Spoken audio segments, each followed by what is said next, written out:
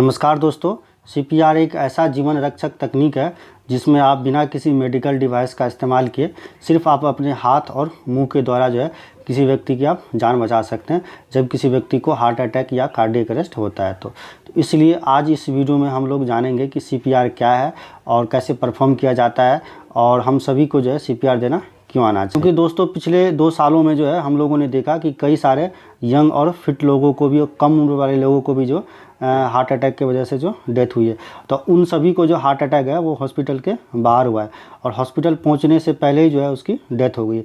लेकिन उनके आसपास जो लोग थे उस टाइम, अगर उन लोगों को सीपीआर आ रहा होता उस टाइम, अगर उन्होंने सीपीआर अगर उसको दिया होता तो जो है वो उसकी जान बचाई जा सकती थी। लेकिन अनफॉर्चुनेटली उन लोगों को जो है सीपीआर देना नहीं आता था जो उनके आसपास लोग थे।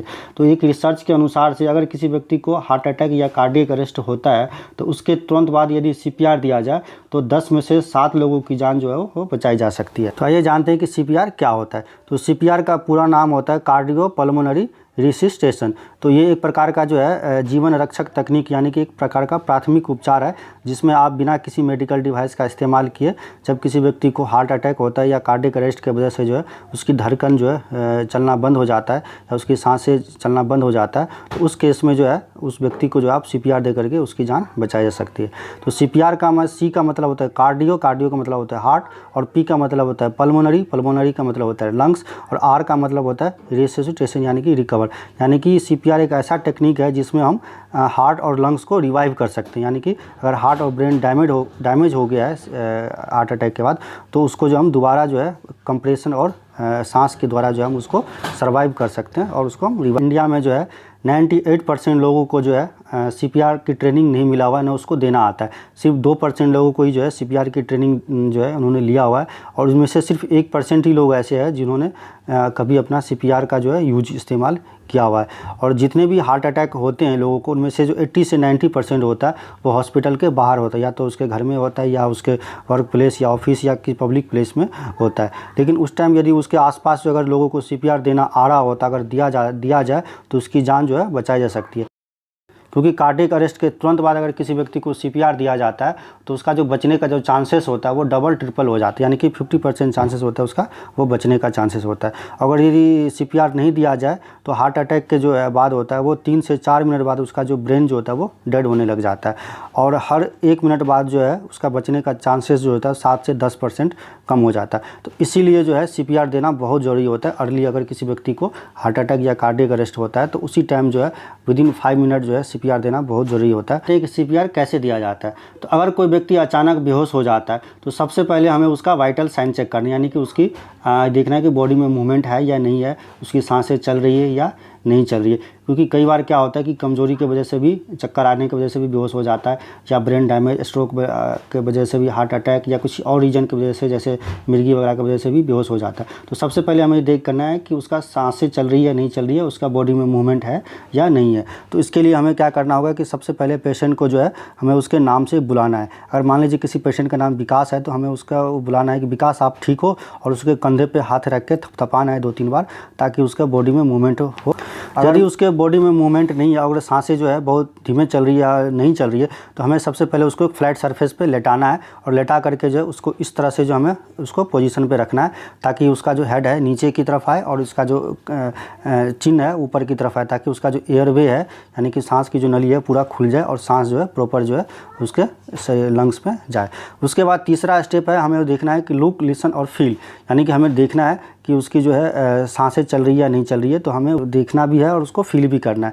तो सुनने का मतलब होता है कि हमें जो अपने कान को उसके नाक के पास रख करके, मुंह के पास रख करके हमें फील करना है, और उसके बाद जो है हमें उसका जो पल्स और वाइटल साइन चेक करना है, पल्स चेक करना है कि उसका जो पल्स चल रहा है या नहीं चल रहा है। या तो उसको हम पेट का और छाती का भी मूवमेंट हम देख सकते हैं कि ऊपर नीचे हो रहा है या नहीं है। अगर हो रहा है तो इसका मतलब जो है वो उसको सीपीआर देने की ज़रूरत नहीं है, उसका है तो उसको हमें मेडिकल इमरजेंसी के लिए भी कॉल करना है। उसके बाद पल्स कैसे चेक करना है, तो कैरोटिड पल्स होता है, कैरोटिड पल्स जो होता है वो गले के पास होता है, तो उसको जो हमें सबसे अच्छा प्रोमिनेंट होता है वो फील करने के लिए, तो हमें वहाँ पर फिंगर रख के चेक करना है, या हमें पल्स जो होता है रेडियल पल्स होता है वहाँ पर हमें चेक करना है। यदि पल्स ये जो हमें सिर्फ 10 सेकंड की करना है, हमें पल्स चेक करना है 10 सेकंड के लिए। अगर 10 सेकंड में अगर हमें पल्स नहीं मिलता या सांसें दिख रहा है कि हमें नहीं चल रहा है इसका सांस या पल्स भी नहीं चल रहा है, तो हमें सबसे पहले जो है मेडिकल इमरजेंसी एक्टिवेट करनी है, यानी कि हमें किसी हेल्प के लिए हमें किसी को कॉल करना है, मेडिकल इमरजेंसी के लिए हॉस्पिटल या किसी डॉक्टर को हमें कॉल करना है। उसके बाद जो हम स्टार्ट करेंगे CPR। तो CPR देने के लिए जो है इस तरह से जो हमें एडल्ट है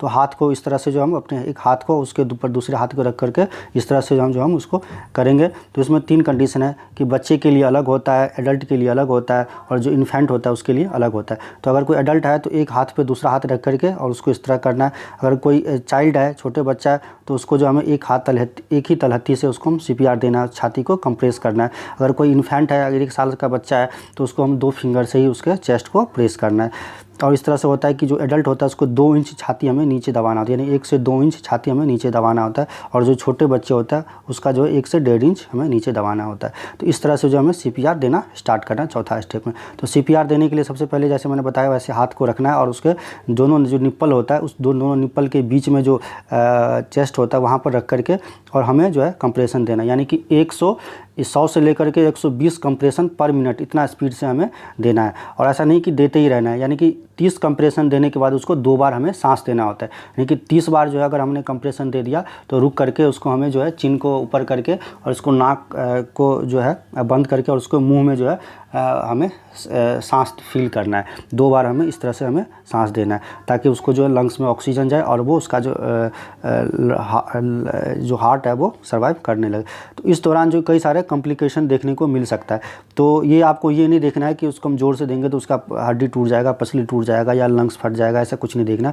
आपको जो है जो बताया गया है जो मेथड है उसके हिसाब से आपको देना है, यानी कि 120 कंप्रेशन पर मिनट से देना है और 1 से 1.5 इंच उसका छाती को नीचे दबाना है।